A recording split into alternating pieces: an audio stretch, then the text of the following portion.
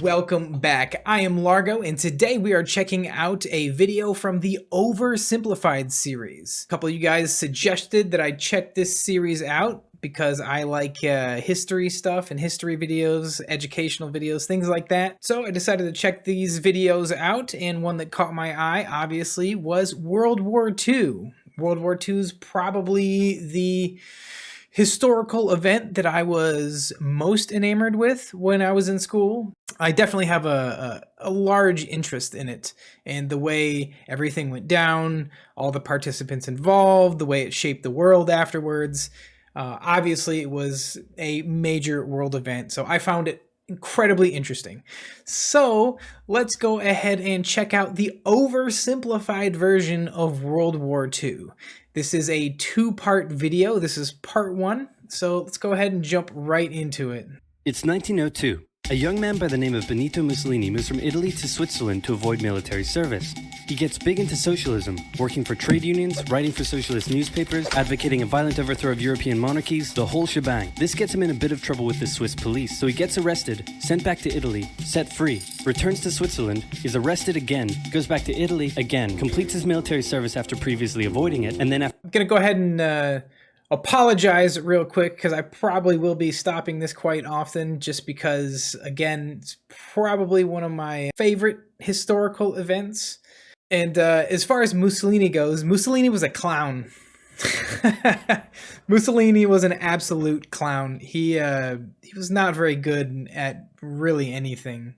After a brief stint as an elementary school teacher, he finally returns to work as an avid socialist. His speeches and journalistic abilities made him famous among Italian socialists. He was anti-war, so when Italy colonized Libya in 1910, he rioted and got arrested. Then World War I came along, and once again he protested Italy's involvement. But then he thought, wait a minute, this war could bring about the social climate needed to overthrow European monarchies and bring about the socialist revolution everywhere. And suddenly he was pro-war, but his fellow socialists didn't like his new pro-war stance, so they kicked him out of the party. So then he said, you know what? I'm done with socialism. We need something new, not based on class divisions tearing us apart, but based on unity through nationality. We'll conquer the Mediterranean and reunite all Italian peoples just like the days of the Roman Empire. I'll call it fascismo, and it will guide the Italian nation to greatness. That's all well and good, Mr. Mussolini, but what kind of haircut am I giving you? Let's go with bold.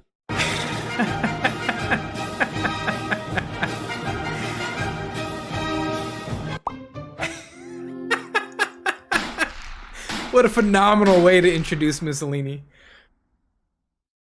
Italy had been on the winner's side in World War I, and they hoped they were going to get a lot out of it, but in the end, they only got a little, and they felt cheated. On top of that, a bad economy and weak governments meant that the Italian people were a little unhappy. So when Mussolini came along and said that he could fix everything, his fascist movement gained a lot of support. In 1922, he went to the king and said, make me prime minister, or I'll make me prime minister. And the king said, you and what army? This army. Fair enough. Then he went about establishing a dictatorship with himself at its center. Europe had its first fascist dictator. Next up, Germany. Germany had been on the loser's side, and they got absolutely wrecked by the Treaty of Versailles. Yeah, they got wrecked. I mean, they had to pay a ton of money, dismantle their military. Yeah, they were not in a very good position after the First World War, and it was one of the major catalysts that really set a fire under Hitler's ass as to why he wanted to do everything that he did in World War II is the crushing defeat that Germany suffered in World War I, and he was not happy with that. They lost territory, had to demilitarize the Rhineland, had to reduce their army to just 100,000 men, couldn't have an air force, had to pay the Allies a huge amount of money that it didn't have, and a new rule was established that every Englishman withheld the right to walk into the center of Berlin, pick out any German they wanted, and spank the hell out of them. I made that last one up, but it helps you understand how all this felt to Germans. On top of that, a bad economy and weak governments meant that when a small angry man with a silly mustache came along and said that he could fix everything, the German people loved it. Hitler had been a soldier during World War I, and he was crazy patriotic, and nobody was madder than him about Germany's humiliation. He helped start a new political party, and in 1923 attempted a march on Munich with his boys. And then he got arrested. But his popularity grew and grew, and in 1933, the president made him chancellor. He believed he was Germany's great destined savior, and he went full megalomaniac, establishing a dictatorship with himself at its center. Europe had fascist dictator number 2. Hitler and Mussolini had a lot of the same ideas, but more importantly, they had the same enemies, and they started to get along. Anyone else want to be friends? Franco? No? You good? I do. Who's that? It's Japan, and they've taken over northern China. Let's rewind a bit.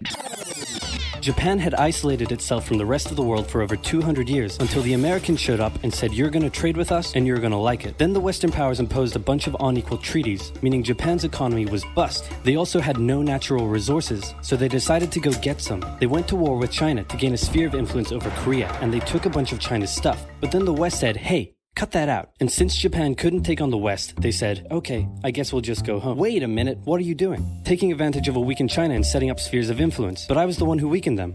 We know. And you guys didn't let me have anything. We know. That seems unfair. We don't think so.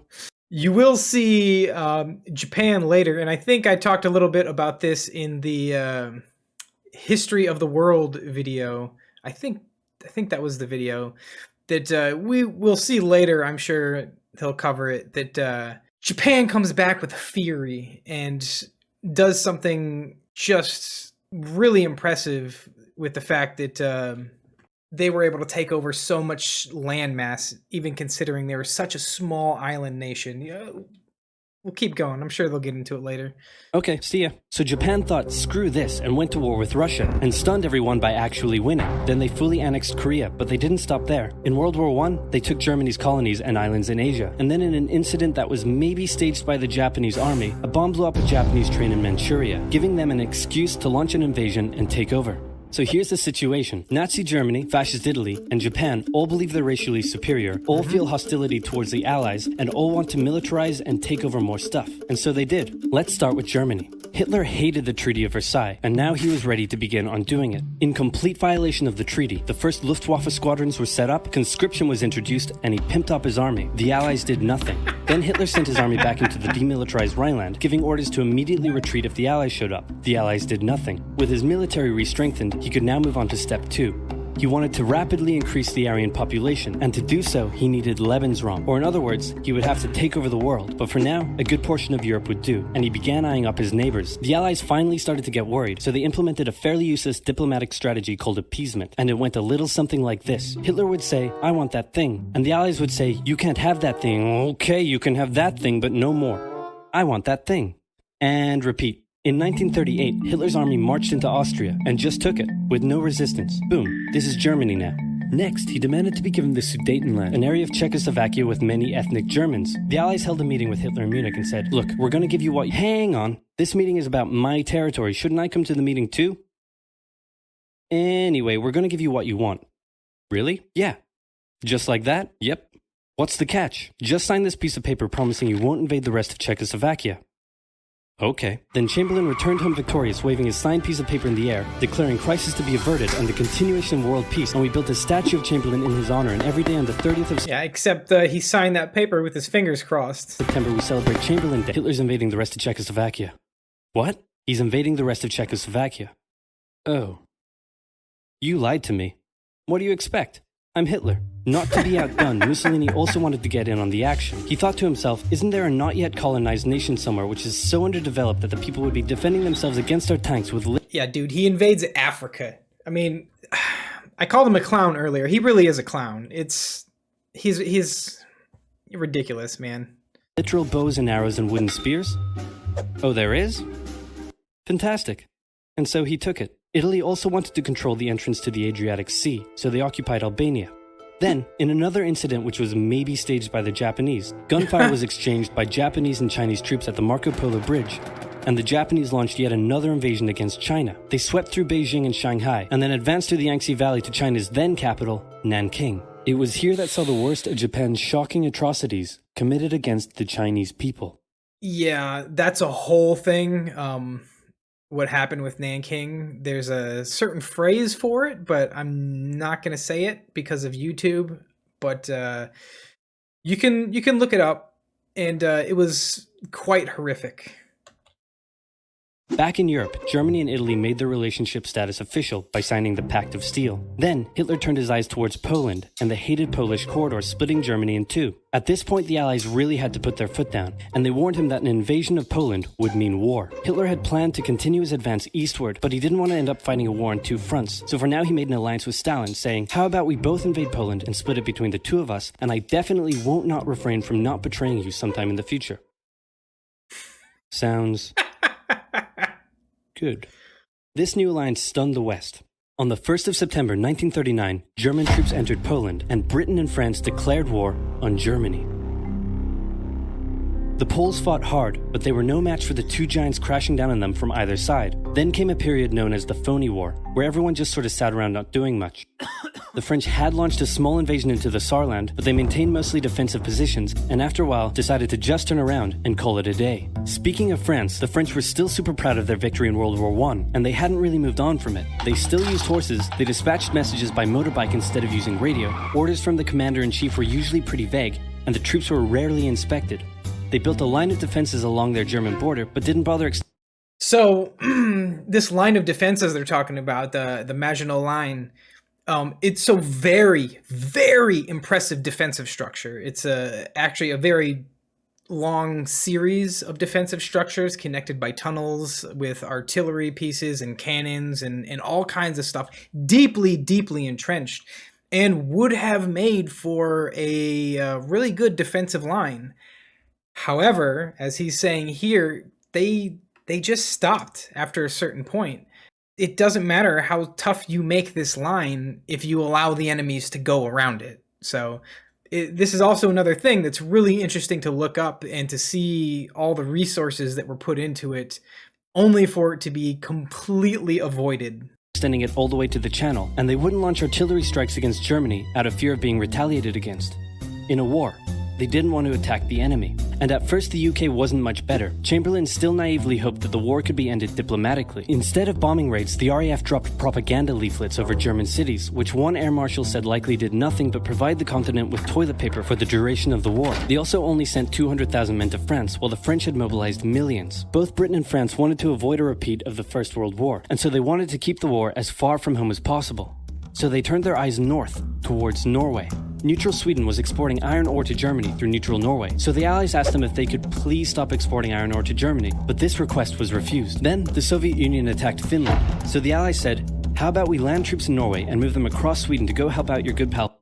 The Winter War was really interesting. I want to say that's where Simo Haya, the White Death, was deployed, and he put the fear of God into the Russians. He was something else. Another thing that is really interesting to look up. Finland, and along the way maybe take control of all your armed fields. But Norway and Sweden still said no. So the UK mined the waters around Norway to force any transport ships into international waters, and they also attacked a German tanker they found in the area. Hitler realized what the Allies were up to, and he quickly moved to secure his supply of iron ore. He launched an invasion through Denmark into Norway. The Allies rushed to land troops at key ports along the coast, but Germany had taken control of Norway's airfields, and their air superiority decided the fight.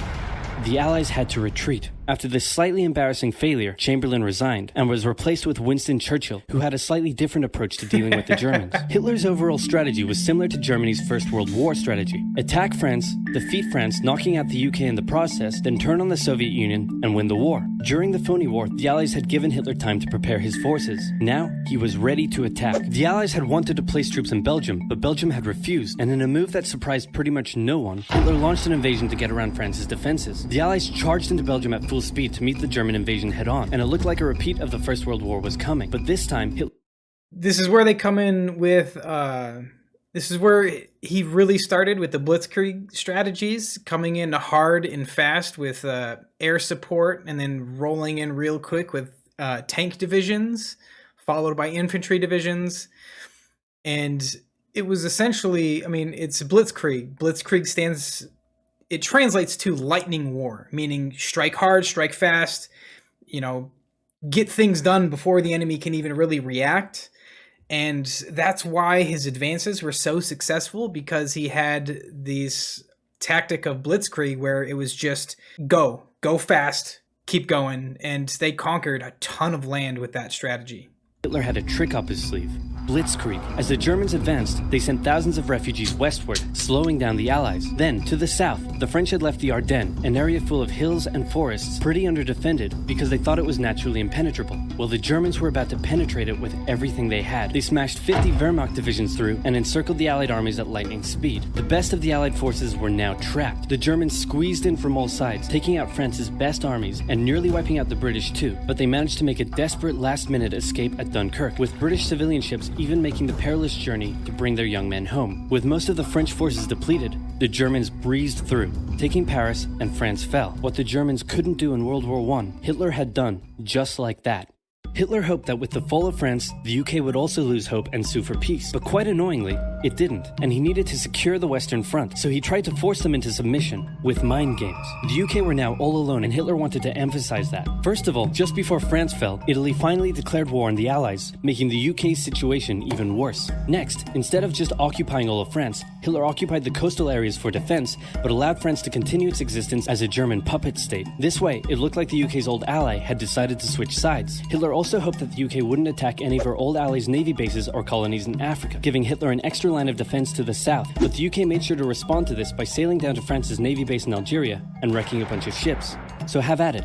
Hitler then began laying down plans for an invasion of Great Britain. Before German troops could land on British soil, he would first need air and naval superiority across the Channel. Waves of German bombers came, while the completely outnumbered RAF worked bravely around the clock in an attempt to quell the German attacks. At first, the Luftwaffe targeted British ports and coastal facilities. Then it attacked RAF bases, crippling the RAF's ability to defend the nation. And it looked like Hitler's Great British Invasion was coming. But then, Churchill ordered a small, pretty insignificant bombing raid over Berlin. It didn't do much damage, but Hitler was furious, and he immediately ordered the Luftwaffe to refocus its attacks on civilian targets in London. Children were sent off to the countryside away from their parents to avoid danger, and frequent trips to air raid shelters became a daily occurrence. But British morale held firm. Smiling, knitting, lounging casually, these people have balls of steel. Yes, they did. The resolve of the British people in World War II, especially under the bombing raids of the Germans, was truly something to be admired. I mean, to this day, really inspiring. I mean, their sheer resistance of tyranny and the fact that they just said no. They knew that they were standing there alone with basically a train bearing down on them, and they said no, we're not giving up. You know, we are the last bastion of hope now, especially after France fell. The fighting over the skies of the English Channel and over Great Britain was really intense, the aircraft fighting. The RAF pilots really were incredible. They would, a lot of them would get shot down over the English Channel, and they would have boats that would fish them out of the water, and they would basically go right back up into the air. I mean, with like very little, if any, downtime.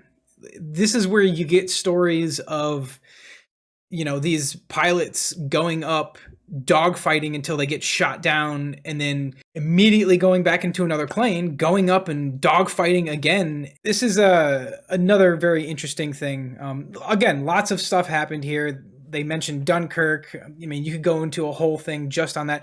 I mean, World War II was so massive that almost any one of these things that they talk about could have been a multi-part series in and of itself. This refocusing on London also gave the RAF breathing space to reorganize, so Hitler kind of shot himself in the foot there. Just the foot for now. Finally, the Luftwaffe sent one massive all-out attack on London, and the RAF successfully repelled it, destroying many of the German aircraft and placing air superiority firmly in British hands. Hitler's invasion had to be postponed, but the bombing of British cities continued for some time.